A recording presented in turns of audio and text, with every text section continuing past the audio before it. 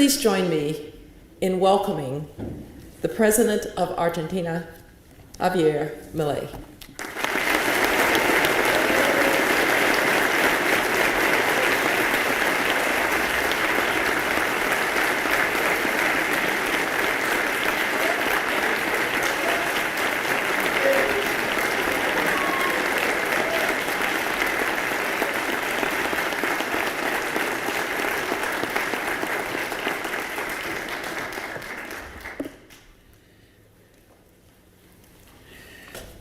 Buen día, muchísimas gracias por permitirme tener el honor de estar aquí con ustedes y por poder transmitirle algunas de las ideas que están siendo muy importantes en lo que tiene que ver con el gobierno que nosotros estamos llevando a cabo en Argentina. Naturalmente, en ningún momento dejo de ser economista y hay cuestiones que se vuelven súper importantes, sobre todo en lo que tiene que ver con la toma de decisiones. Y en la charla de hoy me quiero focalizar en uno de los temas que desarrollo en mi reciente libro, que se llama Capitalismo, Socialismo y la Trampa Neoclásica. Básicamente quiero ir sobre lo que técnicamente se denomina un fallo de mercado, que se define como no convexidad, es decir, cuando hay estructuras de mercado concentradas, y cómo la regulación, termina matando la innovación y el crecimiento económico. En ese sentido, básicamente la charla está separada en 5 partes. Lo primero que voy a hacer es plantear la lógica de la estructura conceptual de lo que voy a estar presentando. Cuáles son los elementos fuerza que están detrás de la argumentación. Y obviamente que después, una vez que hago esto, voy a empezar a elaborar donde yo considero que la estructura neoclásica tiene un problema, un fallo, un error, y que eso deriva en intervención del Estado y que eso es lo que termina matando el crecimiento económico. Básicamente, el primer elemento de la estructura conceptual es una idea de Mises. Mises señalaba que solamente había 2 sistemas económicos en forma polares, ¿no? O sea, por un lado el capitalismo de libre empresa y en el otro extremo el socialismo real. Esa idea, combinada con un trabajo de Hayek, muy famoso, que es el libro Camino de Servidumbre.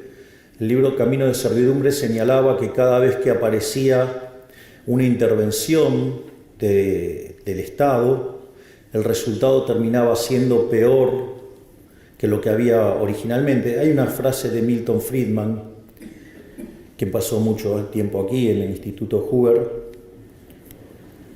que decía que en general la corrección de un fallo de mercado por parte del Estado termina siendo peor que lo que teníamos originalmente. Y básicamente entonces lo que señalaba Hayek en Camino de Servidumbre es que cada vez que había una intervención el resultado era peor, y que eso motivaba a los políticos a nuevas intervenciones, y eso generaba no solo que el sistema funcionara peor, sino que implicaba cada vez mayor peso del Estado, y que esa dinámica a la postre llevaba al socialismo y por ende llevaba a la miseria. Por lo tanto, es importante saber, cuáles son las lógicas y las dinámicas también que conllevan a eso. El primer punto, que tiene que ver con la imposibilidad del socialismo fue planteado ya en 1922 por Mises en su libro Socialismo, y lo que decía es que el socialismo era inviable porque no podía ser cálculo económico. Es decir, concretamente, si uno lo que está haciendo en una transacción es intercambiar derechos de propiedad, y que eso es lo que genera un registro histórico que se llama precio y que eso funciona como un mecanismo de transmisión de señal donde los agentes se coordinan, algunos serán compradores, otros serán vendedores, y que frente a la existencia de divergencias habrá ajustes, es decir, que el sistema de precios es un mecanismo de transmisión de información, de coordinación y de ajuste. El evento se dispara por el intercambio de los derechos de propiedad. Por lo tanto, cuando aparece el Estado e interviene, lo que está haciendo es interferir sobre el derecho de propiedad. Y al interferir en el derecho de propiedad, la señal empieza a tener ruido. Y cuanto más intervención hay, cuanto más se vulnere y violenta el derecho de propiedad, la señal que se transmite cada vez es peor. Y en el límite, en el socialismo real y sin propiedad privada, no hay sistema de precios y por ende el sistema se derrumba. Por eso, en todos los lugares donde se aplicó el socialismo fue un fracaso en lo económico, en lo social y en lo cultural. Y además, como exacerba la violencia de los políticos, han terminado asesinando a 150 millones de seres humanos. La otra cuestión que también es muy importante y que entra dentro de estos problemas que se van generando con la presencia del socialismo y la intervención del Estado, es que además se genera una incompatibilidad de incentivos, porque si ustedes van a estar ganando dinero, y se esfuerzan para ganar dinero, como decía Milton Friedman, digamos, lo que tiene que ver con la responsabilidad social del empresario es ganar dinero, porque si lo hace es un héroe, porque básicamente lo que está haciendo es generar bienes de mejor calidad a un mejor precio, por lo tanto es un creador de bienestar. Y si ustedes intervienen y con el argumento de la distribución del ingreso y de la desigualdad y ese tipo de cuestiones con las que el socialismo ataca, la contraparte es que ¿para qué me voy a esforzar si me van a quitar el fruto de mi trabajo? Y si no me puedo apropiar del fruto de mi trabajo, entonces no tiene sentido trabajar. Es más, de hecho, la presencia del socialismo lo que hace es abortar los procesos de descubrimiento. Y eso no es un tema menor. De hecho, Hayek señalaba que el mercado es un proceso de descubrimiento. Hayek esto lo planteaba en términos de la discusión sobre la distribución del ingreso, al decir que no había tal cosa como una torta, sino que esa torta era una torta que se iba creando, que se iba descubriendo en la medida que el proceso de mercado iba tomando lugar. Pero esto es muy importante porque la injerencia del Estado lo que termina haciendo es rompiendo el proceso de descubrimiento que deriva o que es básicamente la innovación. Supongamos dos individuos que no están conectados y uno, genera un producto y tiene un desecho. Y de hecho ese desecho querría sacárselo de encima. Hasta estaría dispuesto a pagar por que alguien se lleve ese desecho. Y sucede que en la otra parte puede haber otro individuo que ese desecho le podría servir como insumo y estaría dispuesto a pagar por el mismo. Pero entonces aparece un tercer individuo y que descubre que una oportunidad de negocio, que es comprarle al primero y venderle al segundo. Es decir, y eso lo hace porque va a sacar un beneficio. Y si ese beneficio, que en realidad está arreglando el problema a dos individuos, con lo cual es maravilloso. Recuerden que el primero estaba dispuesto a pagar con tal de que se lo lleven y el segundo estaba desesperado para conseguirlo para poder hacer su proyecto. Entonces este tercer individuo obviamente que le va a ir bien porque está resolviendo un problema. Y si aparece el Estado regulándolo, lo que va a pasar es interferir en ese proceso, va a abortar, y si el Estado avanza mucho hasta lo va a abortar directamente. Y por lo tanto todos vamos a vivir mucho peor. Probablemente, el caso más emblemático haya sido durante la pandemia con los barbijos. Si hubieran dejado a la fuerza del mercado libremente, hubiera habido muchísimos más barbijos más rápidamente y mucho más barato. Y el hecho de que se metiera el Estado lo único que hizo generó un gran problema. Naturalmente que en economías no tan intervenidas generó daño en economías súper intervenidas, como el caso de Argentina, hizo que Argentina tuviera 130.000 muertos por COVID, cuando si hubiéramos hecho las cosas como un país mediocre, hubiéramos tenido 30.000 muertos.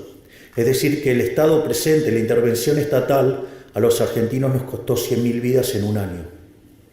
Es decir, la intervención del Estado a la postre termina siendo una intervención asesina de manera directa o indirecta.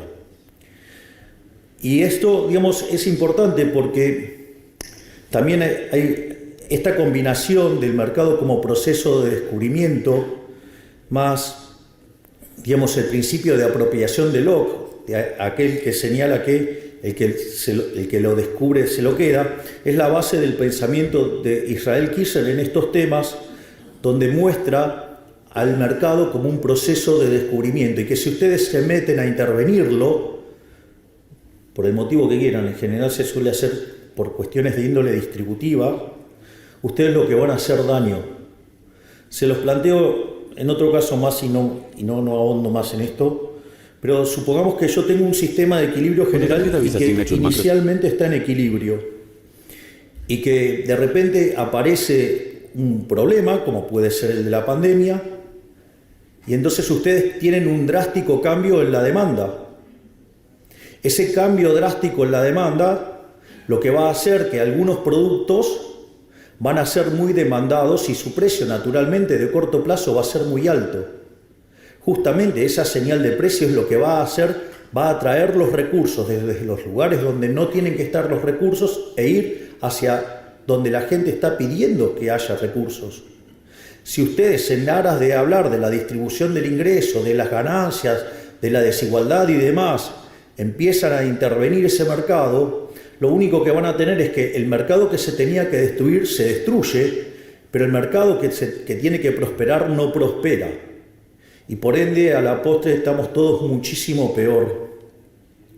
Por lo tanto, una de las cosas que es muy importante tener en claro es que la intervención del Estado siempre es mala, porque está basada en la fuerza, y nada que esté basado en la fuerza puede ser bueno.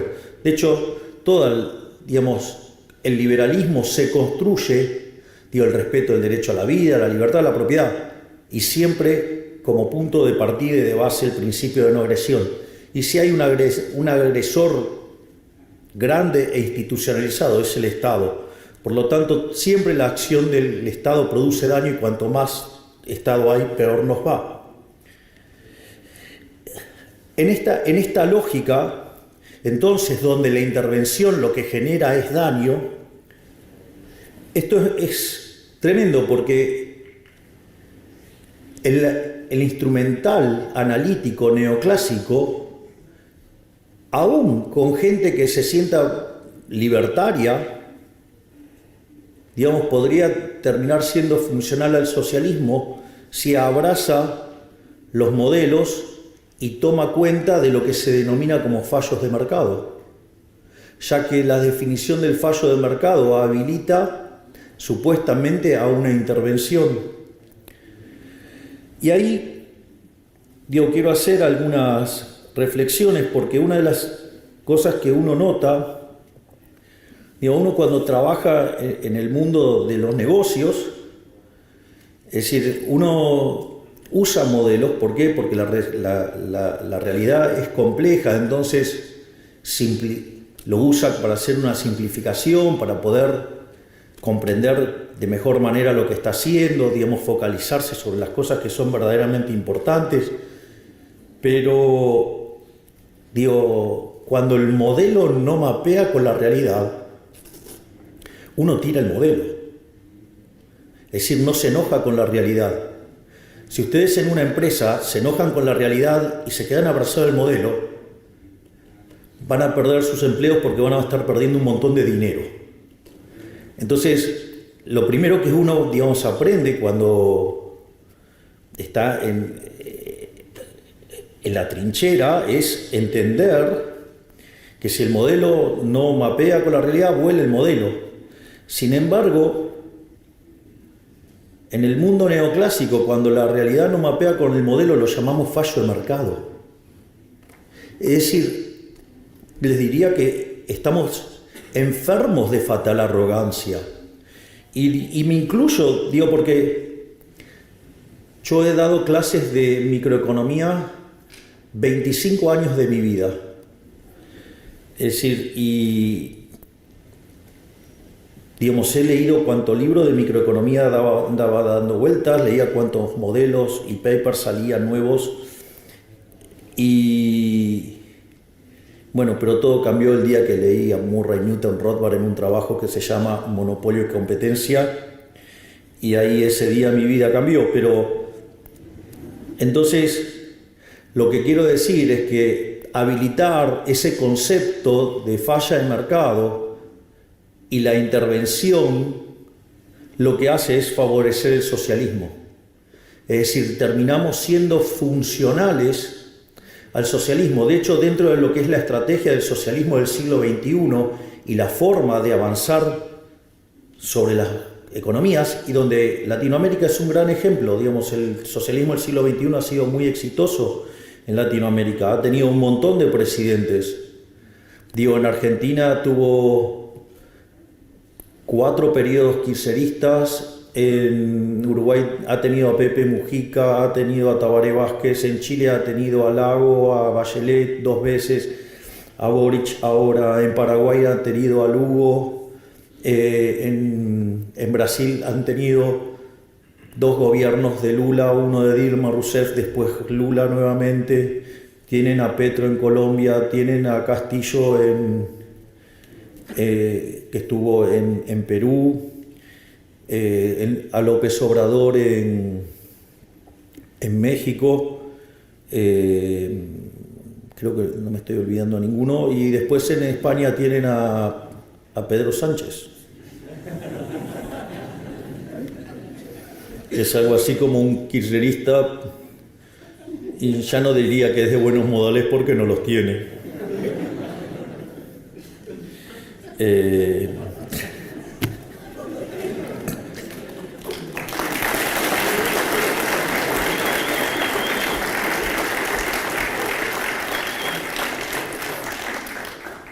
Ahora, entonces es, bueno, ¿y entonces qué hacemos? Bueno, yo una de las cosas que voy a hacer es detectar estos problemas, proponer algunas soluciones, pero naturalmente, digamos, les aviso que esto es parte de mi próximo trabajo que estoy escribiendo con el doctor Demian Reidel, quien además tengo el privilegio de que me acompañe y que sea uno de mis jefes de asesores.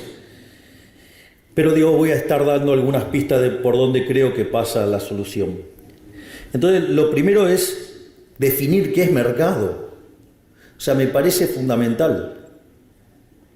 Y a veces tengo la sensación de que muchos economistas no saben definir qué es un mercado. De hecho, algunas reflexiones que se hacen me confirman que no saben qué es el mercado. Y para mí el mercado, de vuelta digo, es mi definición, o sea, lo que yo opino, digamos, está absolutamente bajo discusión, yo no tengo ningún tipo de problemas con eso, y es que el mercado es un proceso de cooperación social donde se intercambian derechos de propiedad voluntariamente. Es decir, ustedes intercambian derechos de propiedad con otro individuo, con otro agente, voluntariamente. Y si ustedes lo hacen voluntariamente, no puede haber error por definición, lo están haciendo voluntariamente. Eso no quiere decir que suponga que yo voy y me compro un par de zapatos, y el par de zapatos yo creí que me iba a dar determinada prestación y no me gusta. Bueno, me equivoqué, pero lo arreglo, pero no hubo ningún fallo en esa decisión. Es decir, en ese momento que yo tomé la decisión era lo que yo quería hacer y lo hice voluntariamente. Nadie me forzó a hacer esa transacción. Y el único agente dentro de la economía que hace esas transacciones forzadas es el Estado. Por lo tanto, el único que puede generar fallos adentro de la economía es el Estado, no, digamos, el mercado. Porque de hecho el mercado somos nosotros mismos. Es decir, cuando hablan del mercado, digo, somos nosotros el mercado, nosotros somos el mercado. Y entonces, ¿por qué tenemos que soportar que alguien fatalmente arrogante venga a decir que yo estoy tomando la decisión incorrecta si ni siquiera sabe qué es lo que estoy haciendo o por qué lo estoy haciendo? Es decir, seguramente, digamos, si yo fuera a ver a Los Ángeles Lakers, digo, seguramente un fan de los Boston Celtics diría que estoy equivocado. ¿A título de qué? Si a mí me gustan Los Ángeles Lakers. Yo vi jugar a Magic Johnson. Digo, ¿qué me vinieron a explicar? Digo, que estoy equivocado. Me gustan los colores amarillo y púrpura. Aparte, el púrpura es el color de la Libertad Abbas, así que me gusta más todavía. Entonces, y esto es muy interesante, esto a mí me pasa regularmente en la discusión pública, aparece algún problema y algún estatista me dice, ahí está, el mundo de Milei genera estos problemas. Entonces digo, ok, a ver, vamos a ver si el mundo de Milei genera estos problemas. O sea, aparte que es poderoso que estoy, genera un problema yo mismo.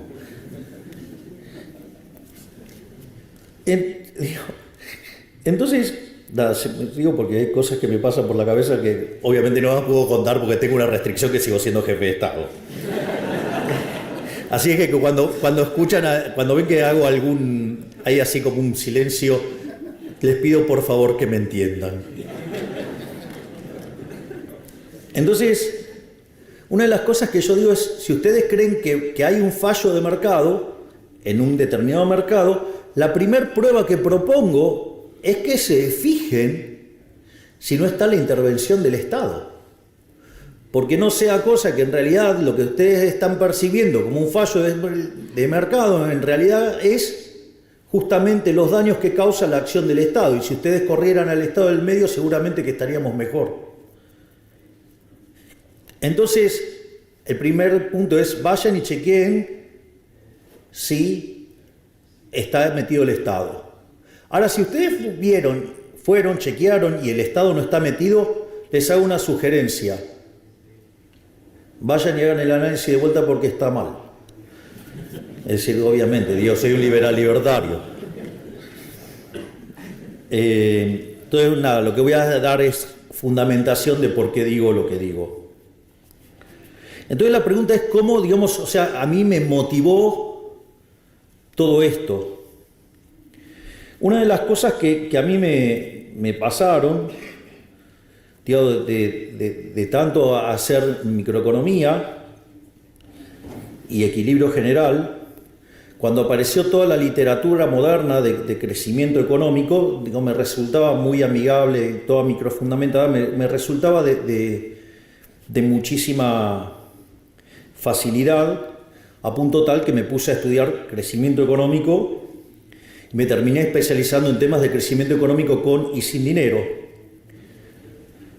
Algo que también, digamos, está motivado por el hecho de que el economista más importante de la historia argentina, Miguel Sidrowski, era especialista en crecimiento económico con dinero. Entonces tenía ya, digamos, una cierta atracción por eso. Y todos los microfundamentos me habían resultado de muchísima utilidad y haber dado clases también de economía matemática también me ayudaban. Entonces es que empecé a trabajar en estos temas. Y en un momento me invitaron a dar una charla en el World Economic Forum, no la última que hice tanto escándalo, cuando era una persona más tranquila. Que me invitaron a hablar sobre demografía y crecimiento, y cuando empiezo a mirar esto, me encuentro con los trabajos de Angus Maddison, y me encuentro con algo que todos ustedes conocen, yo igual lo voy a describir, pero seguramente todos ustedes lo conocen, que es lo que se llama el palo de hockey. Es decir, esa serie que presenta Angus Maddison con 2000 años de historia, es decir, desde el año 0 de la era cristiana hasta el año 2000, y que nos encontramos que el PBI per cápita durante 1800 años prácticamente estuvo constante, que solamente hubo un 40% de incremento del PBI per cápita en lo que tiene que ver en el siglo XVI, es decir, después del descubrimiento de América, y que la verdad es que era una serie absolutamente monótona, una serie que, digamos, si uno se paraba allá por el 1800 y tenía que elegir entre quedarse con Adam Smith o Malthus, parecía lo más razonable quedarse con Malthus. Sin embargo, digamos, después de la Revolución Industrial, digamos, el PBI per cápita subió cerca de 10 veces. Y eso se da en un contexto donde la población se multiplicó por lo menos por 7 veces. Entonces, frente a esa situación, lo que uno ve es que estamos ante la presencia de rendimientos crecientes. Tenemos más gente entrando en el mercado y, sin embargo, la productividad sube. Si el PBI per cápita subía, es decir, lo que pronosticaba Malthus no se daba. Y eso, digamos, la presencia de rendimientos crecientes, es decir, que en la terminología de fallo de mercado se llaman no convexidades, o si ustedes quieren ponerlo de otro nombre, en que hay estructuras de mercado concentradas. El problema es que si ustedes lo plantean en términos microeconómicos, eso es un supuesto fallo de mercado, o por decirlo de alguna manera, los monopolios son malos. Entonces, si los monopolios son malos o las estructuras de mercado concentradas son malas, ¿cómo podemos decir que es malo si cuando en el año 1800 vivía más del 95% de la población por debajo de la línea de pobreza extrema, y en el año 2000 ese número había caído a menos del 10%. Es decir, cómo algo que generaba tanto bienestar, o que generó tanto bienestar, desde la óptica de la microeconomía, digamos, eso estaba mal. Hay varias respuestas, o sea, la respuesta más fácil, más simple, más obvia, uno la podría encontrar ya en un libro muy lindo, un libro chiquito, un libro de divulgación. Es más, en la última edición en español tiene un prólogo mío y mi conflicto con el libro cuando lo conocí. Debe ser por eso que me dediqué a la política, porque me encanta el conflicto. Pero al margen de la humorada, hay un libro de Henry Hazlitt que se llama La economía en una lección, y él arranca y dice, bueno, ¿cuál es la lección de economía? Separa entre el mal economista y el buen economista. Dice que el mal economista es el que se focaliza solamente en un mercado y en un solo periodo de tiempo, mientras que el buen economista no solo mira un mercado, sino que mira a todos los demás y no solo considera las consecuencias de lo que pasa hoy, sino que además considera también las implicancias sobre el futuro. Es decir, está hablando de un economista, el mal economista es un economista que solamente hace equilibrio parcial y de un solo periodo, y el buen economista hace equilibrio general intertemporal. O sea, esa vendría a ser la definición. Pero digo, al margen de esto, lo más importante entonces es, bueno, entonces ¿cómo rastreamos el problema? ¿Dónde está el problema? Entonces ahora les voy a expoliar la respuesta y después voy a dar las explicaciones.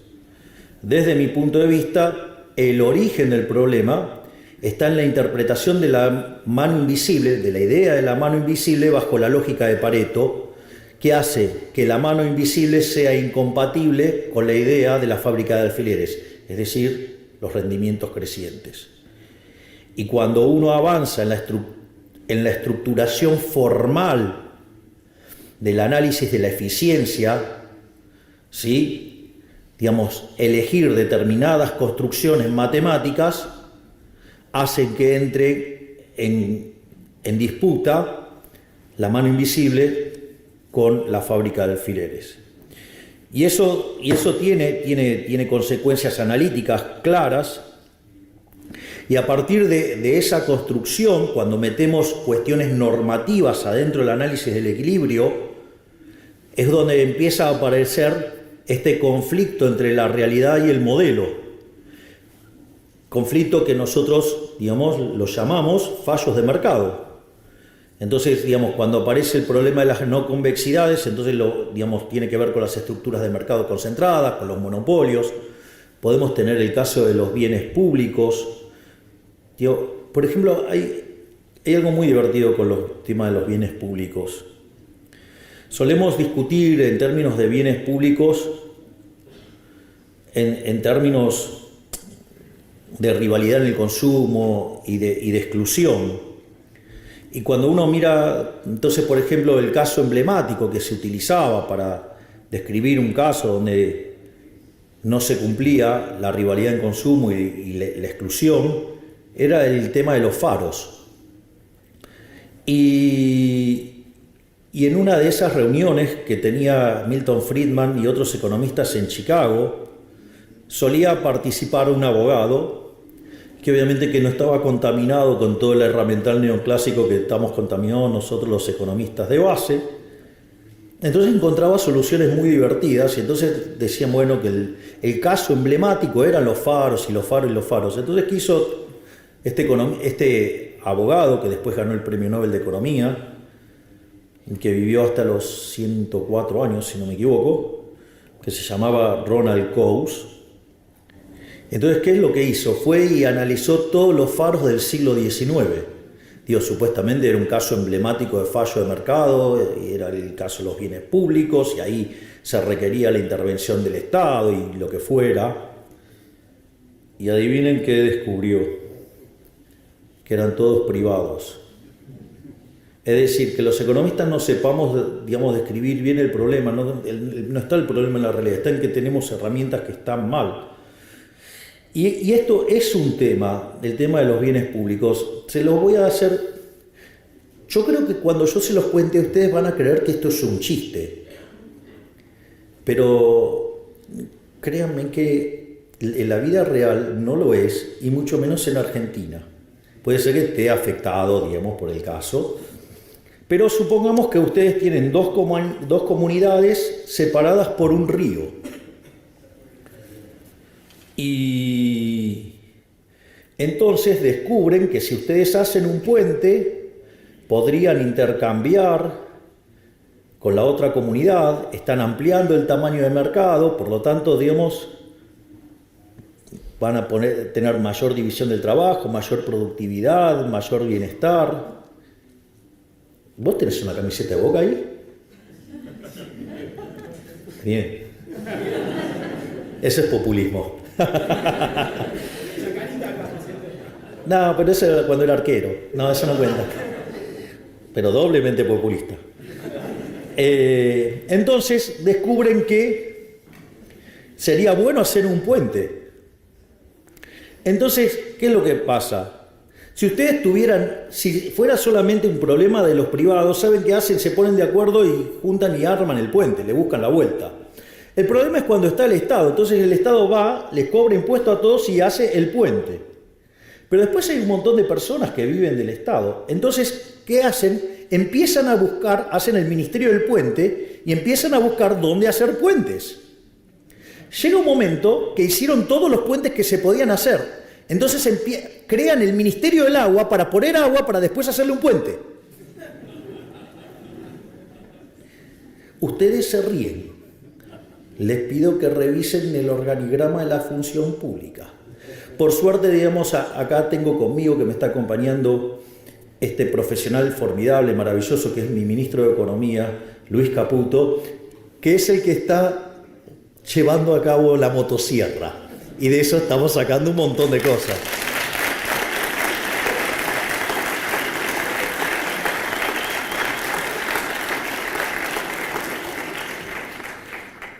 Quiero decirles que a mí me pone muy contento cuando aplauden a mi ministro de Economía, porque no solo que está haciendo el ajuste más grande de la historia argentina, sino que es el más grande en la historia de la humanidad por profundidad y en cantidad de tiempo. Cuando uno junta, digamos, lo que estamos haciendo en el Tesoro y en el Banco Central. De hecho, llevamos más de 13 puntos del PBI ajustados. Y eso, digamos, si ustedes lo planteaban en otro momento, digamos, nos crucificaban a los dos en el medio de la 9 de julio, que es donde hay un obelisco, una cosa alta, grande ahí. Y vamos y lo llevo a las presentaciones y lo aplauden. Es un cambio de época. La gente está despertando las ideas de la libertad. Y el hombre que lo está llevando a cabo es el querido Luis Caputo, que está aquí. Gracias.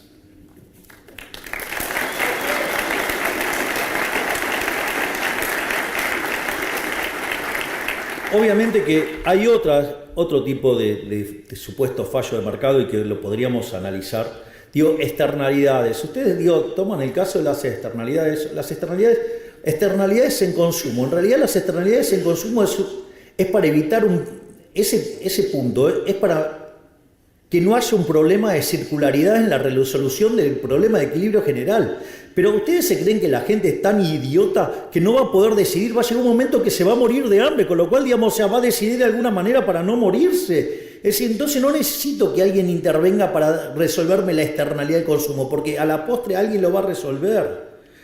O, digamos, los casos de externalidad en producción, ¿cuántas veces vieron en los libros de texto, digamos, la empresa que contamina el mar, el agua?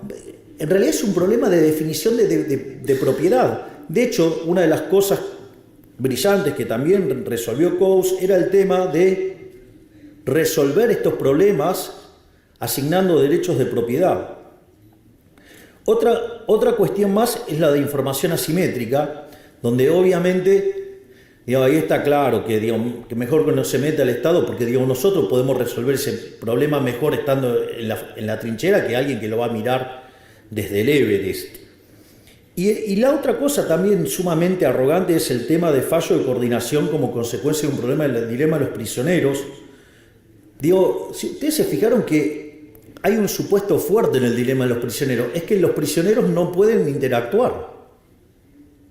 Es decir, o sea, ustedes se dan cuenta que ese supuesto tan simple tiene un nivel de violencia institucional grosero. Y entonces, como agarro y meto ese nivel de violencia institucional grosero, entonces ahora necesito un organismo violento para resolver el problema de coordinación, como si los agentes fueran idiotas. Y los agentes no son idiotas, los agentes son inteligentes. El problema es que hay un montón de sátrapas metidos en el medio que se llama Estado y que viven de nuestra plata y que por eso generan estos problemas. ¿Para qué? Para vivir ellos, no para que nosotros estemos mejor. Es decir, ellos se autocrean su propia demanda. ¿Por qué? Porque tienen el poder coercitivo del Estado en el medio. Es decir, el tipo que está en el Estado, digamos, se fija que puede regular. Una cosa que le va a pasar con los reguladores, y esto es importante que lo tengan, como están en esa oficina y necesitan justificar por qué están calentando la silla, crean regulaciones para justificar su existencia y nos arruinan la vida a todos. Digo, esto no es menor, porque esto tiene implicancias directas de cómo esto impacta negativamente sobre la innovación, por ejemplo. Bueno, regulan porque no saben, regulan porque tienen que calentar la silla, regulan por lo que sea y nos están arruinando la vida.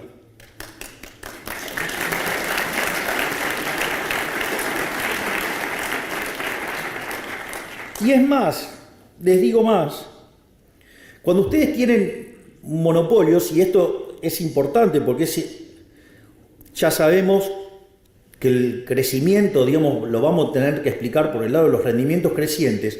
Cuando ustedes empiezan a regular y ustedes miran cualquier modelo de regulación, una de las cosas que pasa es que cuando ustedes regulan, dado el marco normativo que implica el modelo competitivo, regulan a esos monopolios para que se parezcan lo más parecido posible al modelo competitivo. Y si no lo logran, bueno, que parezca la solución de segundo mejor, que es la Ramsey. En ese contexto, esa regulación lo que va a hacer es eliminar la cuasirrenta. Y si ustedes eliminan la cuasirrenta, ustedes están eliminando los incentivos para innovar. Y si ustedes regulando, asimilando las empresas competitivas y le quitan la cuasirrenta, lo que están haciendo es matar la innovación y por ende están matando el crecimiento económico. Por lo tanto, cuando ustedes se ponen a regular, la contracara, ¿cuál va a ser? Va a ser que no van a crecer. ¿Cuál es la región del mundo que menos crece? Por escándalo, Europa. ¿Y por qué no crece? Porque están atestados de regulación. Se fanatizaron tanto en generar un modelo que se parezca al modelo competitivo que mataron los rendimientos crecientes, es decir, mataron las cuasirrentas. Al matar las cuasirrentas no tienen incentivos a invertir. Si no invierten, no hay innovación, por ende se quedaron sin crecimiento económico. Por lo tanto, no dejemos que estos fatalmente arrogantes nos destruyan la vida con regulaciones. Vayamos a una sociedad muchísimo más libre, ¿sí? Y que si el problema es la teoría económica, tratemos de ver en dónde está el error de la teoría económica. No digamos que el mundo se parezca a una teoría económica que tiene errores, que venía de un mundo que no tenía crecimiento. Es decir, la caja de Edward puede ser muy divertida, digamos, cuando no hay crecimiento en una economía estática. Igual que Malthus, igual que los rendimientos marginales crecientes. Pero ese no es el mundo real. Entonces, ¿qué hago? ¿Me quedo con el modelo o me quedo con la realidad? Ah, no, como la realidad me pone incómodo, me quedo con el modelo y digo que el problema es la realidad. No caigamos en esa locura, porque en esa locura nos vamos a destruir nuestras vidas. En ese sentido, entonces, y bueno, y entonces ahora ¿qué hacemos? ¿A dónde vamos? Entonces una de las cosas que hice, dije, bueno, no voy a revisar toda la historia porque no me da el tiempo. Pero, claro, y sí, hay que ponderar. Digo, para algo, haber estudiado historia del pensamiento económico tiene algunas ventajas que dice, bueno, a ver, ¿dónde hago el corte? Entonces dije, bueno, vayamos a Adam Smith. Entonces dije, bueno, vamos a poner como punto de inicio a Adam Smith. Si bien, digamos, seguramente ustedes estarán al tanto que yo soy liberal libertario, digo que adhiero a la escuela austríaca de economía, que en realidad filosóficamente soy anarcocapitalista y que en la vida real soy minarquista. A diferencia de mis colegas, yo no tengo una visión negativa de Adam Smith. De hecho, a mí Adam Smith me parece una suerte de genio total. Para mí Adam Smith es a la economía lo que ha sido Gauss a la matemática, es decir, alguien que estaba 200 años adelantado a su época y fue el que la vio. Es decir, nosotros, como tenemos una forma muy particular de hacer política, entonces los analistas tradicionales nos cuestionan y nosotros nos mofamos de ellos y le decimos, no la ven. Bueno, Adam Smith la vio. En ese sentido, básicamente, desde mi interpretación de Adam Smith, lo maravilloso de Adam Smith que tenía implícito un modelo de crecimiento económico. Es decir, el modelo de Adam Smith tiene en la investigación sobre la naturaleza y las causas de la riqueza de las naciones, para los amigos riqueza de las naciones, lo que tiene es un modelo de crecimiento económico. De hecho, la idea de la fábrica de alfileres es la idea de los rendimientos crecientes, porque ¿qué era lo que decía? Si yo tengo una persona haciendo alfileres, una persona sola, aun cuando fuera muy buena, ¿qué iba a poder producir? 20 unidades. Y no más que eso. Ahora lo que decía es que cuando dividía el trabajo en 15 actividades distintas, la producción de alfileres per cápita saltaba a 5.000. Es decir, ustedes habían incrementado, ¿sí?, en 15 veces la planta en términos de personal y la producción había pasado de 20 a 5.000 per cápita. Y después dice, hay algo que es muy interesante y que a la luz de lo que se viene tejiendo y tallando respecto a las interpretaciones del futuro, en especial con la maravilla que implica, digo, la inteligencia artificial, que es la exacerbación de los rendimientos crecientes, sobre todo para aquellos equilibrios distópicos. Yo les diría, no le tengan tanto miedo a los equilibrios distópicos, porque la idea de la fábrica de alfileres y los rendimientos crecientes y la división del trabajo tiene un límite.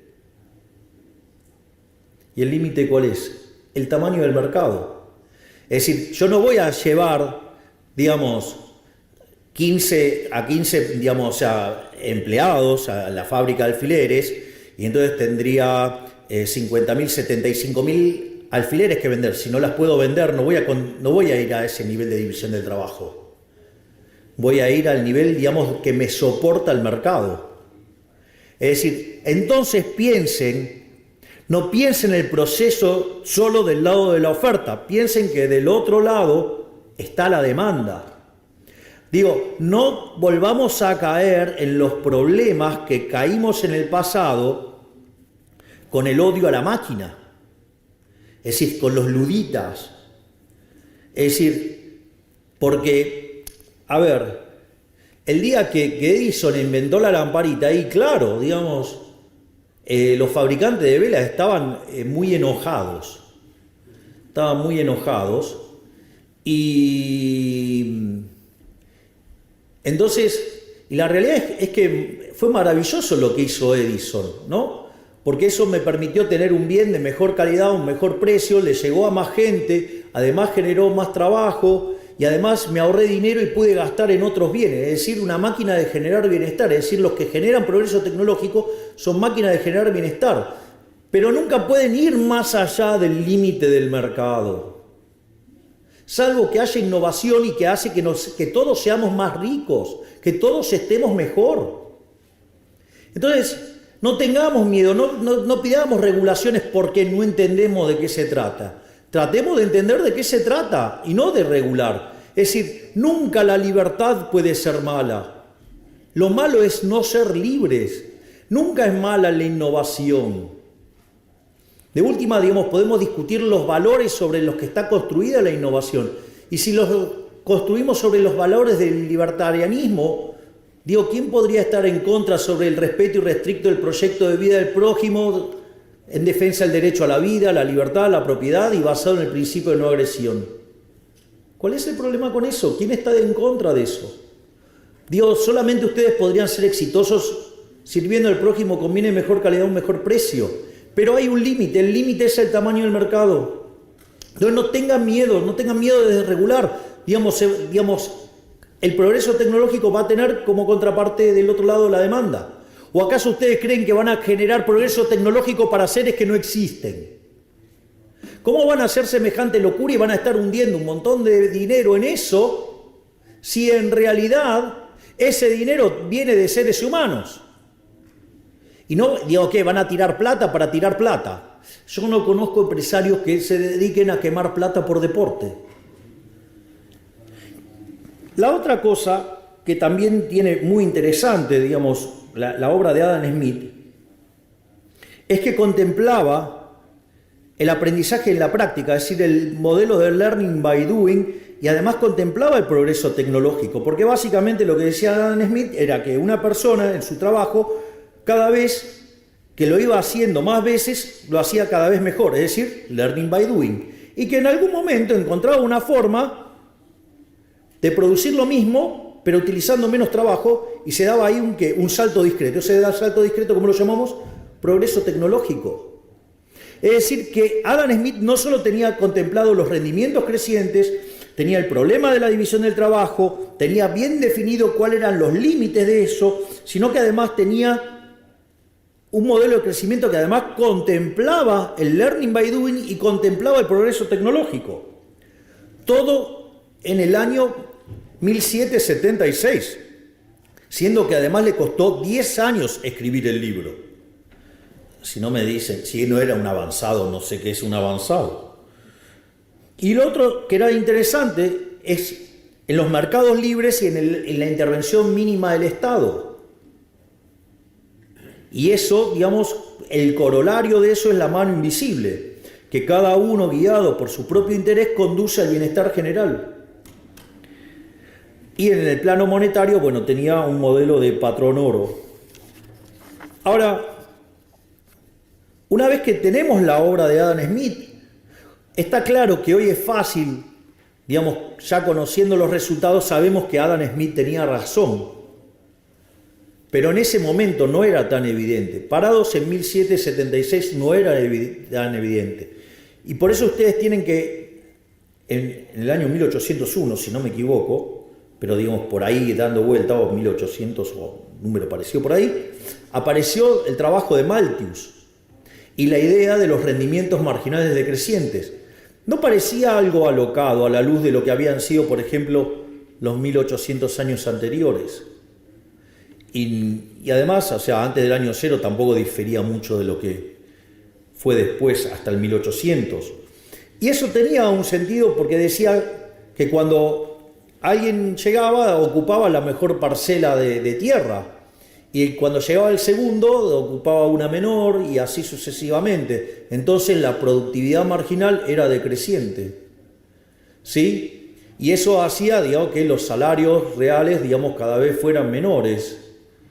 Y eso, digamos, después Malthus lo interactuó, digamos, con la pasión por los sexos, llegó a la ley de hierro a los salarios, y derivó un montón de relaciones aberrantes que no, digamos, no vamos a estar discutiendo ahora, pero digo, relaciones aberrantes que ya venían desde muchísimos años atrás, pero digamos, no es el eje de la discusión de este momento ir ahí. Y esa idea, digamos, fue continuada por Ricardo, por Stuart Mill, hasta que llegó a Marx. Y la realidad es que en ese momento es cuando aparece la teoría neoclásica, superando a los clásicos, y es el tema de la teoría subjetiva del valor, que es ahí donde aparece Menger por un lado, Kuhn-Staben-Jevons por otro, y León Walras. Los menciono porque es importante, porque en algún momento la teoría económica va a tener que volver para atrás, en una parte de la historia, después de Keynes, y eso, digamos, va a ser relevante, digamos, de dónde se van a nutrir. Y en ese sentido, ya cuando estamos entrando al siglo XX, se empieza a hacer evidente que el análisis de Malthus estaba mal, que lo que había planteado Adam Smith estaba bien, que estaba el problema de los rendimientos crecientes y que si uno quería explicar el crecimiento económico con los rendimientos constantes a escala y con el herramental neoclásico en ese formato, no funcionaba, y mucho menos con rendimientos marginales decrecientes. Entonces, los dos primeros que vieron esto fueron Alfred Marshall y Alvin Young. Y empezaron a ver cómo podían hacer para meter la cuestión de los rendimientos crecientes adentro de la estructura de los modelos para poder explicar el crecimiento económico. Y este debate era tan importante y tan intenso que es cuando se empieza a discutir sobre el monopolio, y ustedes ahí se van a encontrar con la teoría del monopolio, digamos que de Joan Robinson, o digamos modelos muy interesantes como el de Chamberlain, con la competencia monopolística. Es decir, había todo un clima de época para tratar de ver dónde estaba el problema de los rendimientos crecientes y cómo meterlos en lo que nosotros hoy llamaríamos análisis macroeconómico o crecimiento económico, para explicar el crecimiento económico. Es decir, había un problema concreto. Pero apareció Keynes. Y el problema con la aparición de Keynes es que todo el marco analítico que existía previo lo destruyó todo. Es decir, la teoría general es una obra maestra, pero una obra maestra del mal, del terror.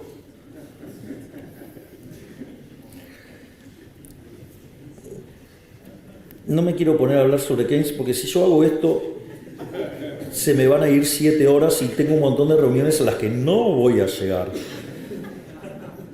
Voy a tratar de ser... A ver, ¿cómo funcionaba el modelo, cómo funcionaba el análisis macroeconómico pre-Keynes? No se llamaba macroeconomía, pero no importa. Hoy lo podemos pensar así. Eran lo que se llamaban los modelos a la Wicksell, que eran modelos de naturaleza intertemporal, donde la interacción entre ahorro e inversión determinaba la tasa de interés, la que se llama la tasa de interés wickseliana. Es decir, como la tasa de interés siendo un mecanismo de coordinación intertemporal, que no es ni más ni menos que el precio relativo de los bienes presentes respecto a los bienes futuros, y en el mercado de dinero se determinaba el nivel de precios. O sea que era un modelo de características intertemporal, donde en el mercado de bienes se determinaban los precios relativos, ¿sí? Y si lo pasaban a criterio intertemporal, ahorro-inversión determinaban la tasa de interés, y eso tenía que tener todos los precios relativos alineados en términos de bienes para que todos coincidieran que tenían la misma tasa de interés, para que no haya arbitrajes intertemporales. Y ahí lo que hizo Keynes fue romper todo. Lo primero que hizo es crear una función de consumo dependiendo del ingreso, lo cual, en términos de los que entienden de equilibrio general, eso es una aberración. Las funciones de equilibrio general no contemplan cantidades, contemplan todos los precios. De hecho, digamos, un modelo de equilibrio general viene determinado por las preferencias, las dotaciones y la tecnología. Y si sacan las funciones de exceso de demanda, dependen de los precios. No hay, el ingreso no aparece ahí. Eso es una cosa. El ingreso se deriva de vender mis dotaciones y de la participación que tengo en los beneficios. Por ende, digo, con los precios está toda la información. Pero como Keynes no era economista y solamente había tomado un curso con Marshall, que era el campeón del equilibrio parcial, se le ocurrió meter ahí en la función de consumo el ingreso. Y ahí, ¿qué hizo? Le rompió la intertemporalidad al consumo y por ende, digamos, el ahorro pasó a ser un residuo. Después, en materia de inversión, es interesante la teoría general, porque tiene un capítulo hermoso describiendo cómo son los criterios de inversión, y en el otro dice que, bueno, básicamente los animal spirits. Tengo versiones más groseras, pero no puedo hacerlo como jefe de Estado. Por lo tanto, ahora en el mercado de bienes pasa a determinar, no, digamos, la tasa de interés, sino que pasa a determinar el ingreso. Y ahora, con ese ingreso, determina la demanda de trabajo, que frente a una oferta de trabajo, con eso determina el salario. Y tiene un par de problemas, porque le falta determinar el nivel de precios y le falta determinar la tasa de interés. Entonces decide determinar, de una manera absolutamente delirante, determinar la tasa de interés en el mercado de dinero. Digo, lo cual es una locura, porque la tasa de interés existe no porque existe el dinero, sino que existe porque existe el tiempo. Con lo cual lo rompió todo ahí. Y además necesita, o sea, ¿cómo va a haber tasa de interés en un modelo de un periodo? Digo, se dan cuenta que no tiene sentido, no tiene gollete. La tasa de interés es una cuestión esencialmente intertemporal. Por lo tanto, obviamente no tenía teoría del capital ni nada por el estilo. Y entonces, ¿qué hizo? Bueno, determinó que el nivel de precio de la economía era un markup sobre los salarios. Es decir, otra aberración, o sea, destruyó toda la teoría del valor. Obviamente, semejante monstruo podía funcionar, no. Y entonces cuando apareció, digamos que era evidente que la teoría keynesiana no funcionaba, donde se empezó a manifestar con claridad con la aceleración de la inflación, entonces, ¿qué pasó? Se dio, no sé, el multiplicador, que implica, de hecho, una violación de la restricción del presupuesto. Dijeron, pará, se nos fue la mano, vamos a volver a las bases. Pero como la escuela austríaca había sido derrotada en ese contexto histórico, decidieron volver sobre la línea de Walras. Se apalancaron sobre el trabajo de Abraham Wald, un joven matemático que allá por la década del 20, digamos, hizo una demostración de existencia de equilibrio sin tener teoremas de punto fijo, un verdadero genio. Y con la llegada de los teoremas de punto fijo de Brouwer en el 56 y el de Kakutani en el 57, el primero para funciones y el segundo con correspondencia, empezamos a trabajar sobre el análisis del equilibrio general. Y en el equilibrio general, básicamente, ¿qué estudiamos? Si el equilibrio existe, si es único y si es estable. La maravilla de los teoremas de punto fijo es que si nosotros estamos trabajando con conjuntos que son cerrados, que son acotados, que además son, digamos, que esos conjuntos son convexos, y en el caso que tengamos funciones continuas, podemos aplicar el teorema de Brouwer y entonces el equilibrio existirá, será único y además será único. Y en el caso de correspondencias, el equilibrio existirá. No sabemos si es único y si hacemos algunos supuestos adicionales, ya sea del lado de la demanda o del lado de la oferta o de los dos lados, digamos, nos podemos asegurar la unicidad. Y al mismo tiempo, si sabemos que los efectos directos superan los efectos cruzados, la matriz es de, digamos, con los cambios de la demanda frente a los precios, los efectos directos superan los cruzados, la matriz es definida negativa y por ende el equilibrio es estable. O sea, con lo cual resolvemos el problema de que el equilibrio existe, es único y es estable. Hasta ahí no tenemos ningún problema. Porque la continuidad, en el caso que trabajemos con funciones, o la semicontinuidad superiormente, digamos que trabajemos con correspondencia, lo podemos asegurar sin necesidad de tener estos problemas en cuanto a lo que necesitamos en materia de existencia. Y entonces, ¿dónde aparece el problema? El problema aparece cuando queremos meter el óptimo de Pareto. Es decir, cuando además a ese equilibrio, que ahora sabemos que existe, que es único y que es estable, le queremos agregar propiedades en términos de bienestar. Cuando nosotros metemos ese problema en términos de bienestar, ¿cómo se resuelve? La idea es que, digamos, si cada uno guiado por su propio interés, llámese maximizar su utilidad, conduce al máximo bienestar general, lo que nosotros necesitaríamos es que todos los agentes estuvieran maximizando. Y cuando nosotros, digamos, lo planteamos en términos de el consumidor, no es un problema. ¿Y el problema ahora dónde aparece? Aparece por el lado de la firma. Entonces, uno de los problemas que nos vamos a encontrar es que no pueden aceptar los rendimientos crecientes porque en ese caso las funciones de producción serían funciones convexas y por ende no podrían encontrar un máximo salvo que lo encuentren en un borde. Pero si lo encontraran en un borde, que implicaría que se quedan con toda la economía, con lo cual cuando miran y hay varias empresas, quiere decir que no es un problema. Y cuando tuvieron en una economía un solo agente, ¿eso ocurrió cuándo? En el comunismo, y ya sabemos que fue un fracaso, porque no podía computar precios, por lo tanto, no funciona. Entonces, se decidió mirar para otro costado, se dejó eso así. En el libro de Varian, que seguramente a nivel intermedio, desde mi punto de vista, es el mejor, ¿saben cuántas veces se menciona la palabra empresario en el libro? Ninguna. Y empresa 4 veces, firma, así, o sea... Es decir, ¿ustedes se creen que, digamos, la función del empresario es solamente resolver un lagrangiano? Digo, sería bastante fácil la labor del empresario. Y eso, digo, se perdió acá. Y eso es lo que está haciendo que no podamos contemplar y capturar correctamente el problema de los rendimientos crecientes. Y ese problema de querer hacer el análisis de bienestar llevó a utilizar malas construcciones matemáticas que nos hace quedar con los rendimientos constantes a escalas o marginales decrecientes, y que si hay algo que en la realidad difiere con el modelo, lo llamamos fallo de mercado, y eso habilita la intervención, y cuando habilitamos la intervención el resultado va a ser peor. ¿Y cuál es el problema con todo esto? Que cuanto más avancemos con el tema de las regulaciones, más vamos a estar matando los rendimientos crecientes. Y cuando estemos matando los rendimientos crecientes, como vamos a estar matando la generación de beneficios, vamos a matar los incentivos a innovar. Y si matamos los incentivos a innovar, no crecemos más.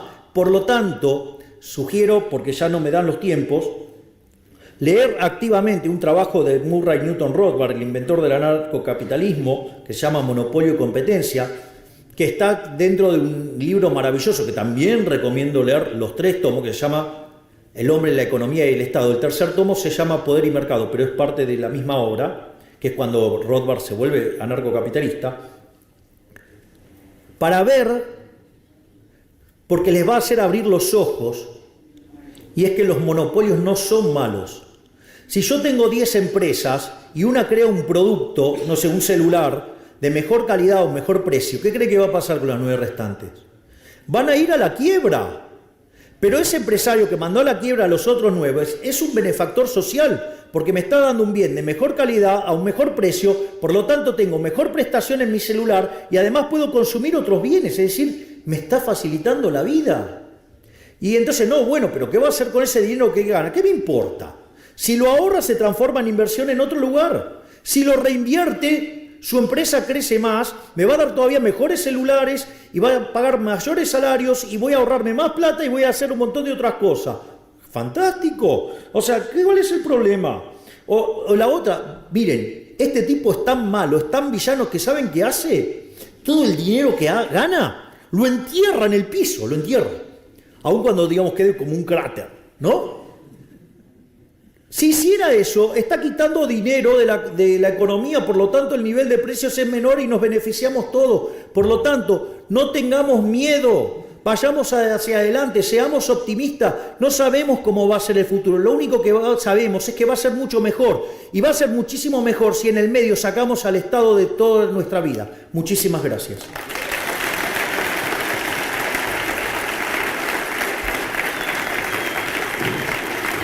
Muchas gracias, presidente.